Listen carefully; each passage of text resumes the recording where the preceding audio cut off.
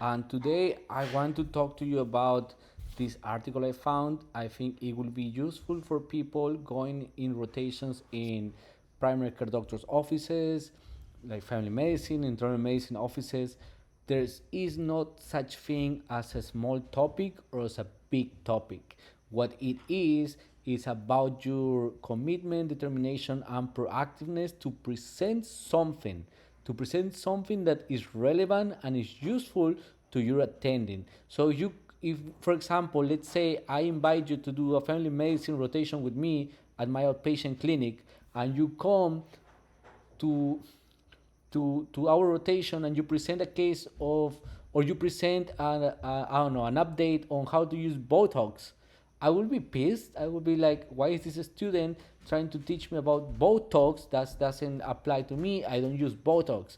But I'm a primary care doctor in family practice where a lot of patients come with acne, and I only know how to use I don't know, doxycycline and retinoid creams. I don't know anything else because I stopped checking out or studying more material for the last 2 years. So I wish this student gives me an update on what's going on in the treatment of acne. So I found this very interesting article in the JAMA magazine.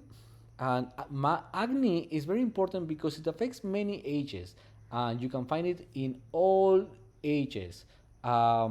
It is very devastating for a young person to have acne, and if you don't treat it aggressively when you have the chance to, then 3 4 years later is too late, especially nowadays in the Afro American patients. It's very important to treat them sooner because the damage that they can have in their skins. This is something that has been identified on patients of color. So if you want to bring something new to your attendings, you could look into management of acne on patients of color, and you will see what's the difference. They recommend to be more aggressive. All right. So after this introduction, where basically it's telling you the first line therapies are these, for more severe disease, these. So let's dive into this. You can read the rest on your own methods. Um, this is a great figure where you can identify the typical lesions, and you could print this out or show it to your attending. So these are the comedonal lesions, these are the inflammatory. This one here is a mixed picture, nodulocystic picture. So when a patient with diabetes comes, then you know which ones you are dealing with, and you can present to your attending. This patient that came yesterday had these lesions, and the treatment is this. So now let's go on the meat of this article. You can read the rest on your own. You can look it up at the JAMA magazine, but um, the meat of this article is in this box here. So let's look deep into this. So, treatment for mild acne.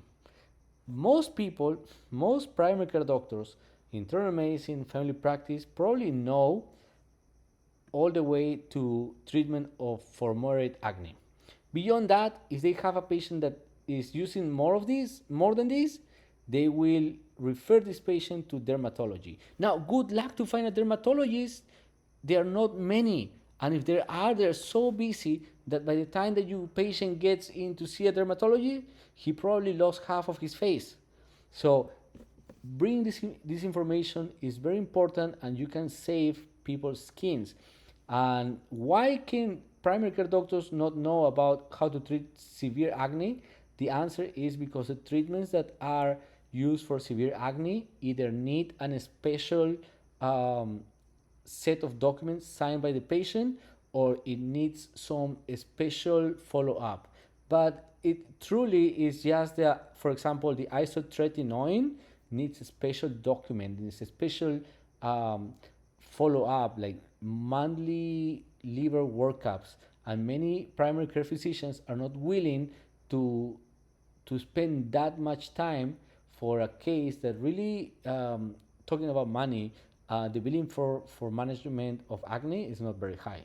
So they refer this to an specialist like dermatology. But good luck to find one. So that's not a service to your patients. So let's start with what I know. For example, mild acne. I know I'm going to prescribe a patient with topic benzoyl peroxide, topical retinoid, topical azelaic acid. All of them have side effects. Not many people like them.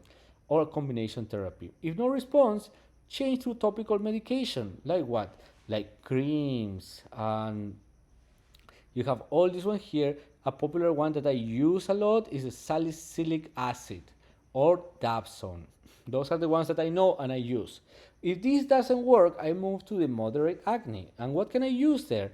I use a topical combination therapy of uh, what is listed here in the mild acne. For example, it could be a combination of retinoid, benzoyl peroxide, retinoid, and topical antibiotic. Or you can use a topical combination therapy because at this point on moderate acne, you're not using individual agents, you're using a combination therapy. So let's say you're using now benzoyl peroxide plus topical retinoid, and then you add an oral antibiotic. Or you can add hormonal therapy. And so at this point, I'm comfortable doing this. If it's a female patient, I will give them contraception, I will give them an oral antibiotic, and I will give them recommendations for creams. If there's no response, I start feeling uneasy. I start feeling like, oh, this patient probably needs um, isotretinoin. But is it too late? Maybe it has been 2 months, 3 months that this patient has been trying with my recommendations and she's getting all this cystic acne, she's getting all this inflammation in her face for me to continue trying. Maybe I haven't identified or I haven't discussed with this patient what are her preference, that she wants to continue with this mild treatment or that she wants to move with the big guns. And what are the big guns? Here, it starts here, consider oral isotretinoin. And what's the deal with isotretinoin? Isotretinoin is a great medication for the treatment of acne. It's considered the ultimate treatment of acne. When anyone else failed, then isotretinoin is basically the cure. Now, I personally, if I see a patient that has cystic acne and has already damage in their skin, and we're talking about a girl that is young or a male patient that is young and there's so much to live, I will really have a discussion with the patient and the parents and say, hey, there is this medication, isotretinoin, is reserved for patients with severe acne. I think that your son has severe acne and I'm inclined to use this medication. There is a caveat with this medication. You have to disclose that it can damage your liver, it can damage your kidneys. So that's when patients get scared and you say, well, what we do, and this is something we do with different medications, not just with isotretinoin, what we do is we keep an eye on blood work. We keep an eye on the liver function of your son through blood work every month.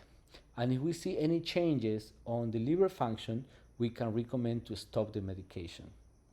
So that's one. The other disclosure is that this is a teratogenic medication, meaning that it can cause birth defects to a patient who is pregnant. Now, I hope so many patients will feel like this is an important aspect of their life, and doctors that are going to prescribe isotretinoin have to make sure that the patient is on birth control at the same time. Why? Because we don't want to give a teratogenic medication to a patient that is not on birth control. So part of this contract that you're setting with a patient that is going to be on isotretinoin is to be on birth control. Then also you have to register these patients on a specific website for isotretinoin. Very easy to do, but it takes time. So that's why primary care doctors won't do it. And next is to arrange for the follow-up of the blood work. Once a month, you have to give them a slip, and they have to get the blood work, and you have to follow up on that blood work. And then you also have to disclose some of the side effects, like their skin is going to be transitioning from very greasy to very dry, to very chapped lips because of the intense dryness that comes with the use of isotretinoin in order to change the morphology of your sebaceous glands. Um, so at this point, if isotretinoin doesn't work, I don't know what's going to work. Seriously, isotretinoin has been a life changer for many of my patients, for me, for people that I know and I trust on their experience. When I talk to primary care doctors that use isotretinoin, they always tell me it is more of an art of a conversation with patients to see if they will be willing to use isotretinoin, understanding the risk, but also the benefits. And to me, there's no, if you have it clear, the risk is less than the benefit. I will go for the benefit of taking this medication. So this is it for me and this discussion of this article. You can keep scrolling down with me here and pausing this to read more of the article.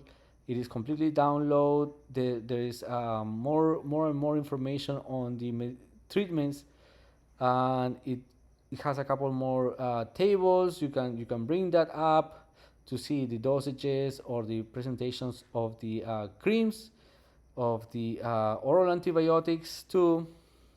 Here, all the oral antibiotics that we're currently using. Wait, these are the oral antibiotics that we can use for the management of acne. You can choose one and say to your attending, we can use this, cephalexin, doxycycline, minocycline.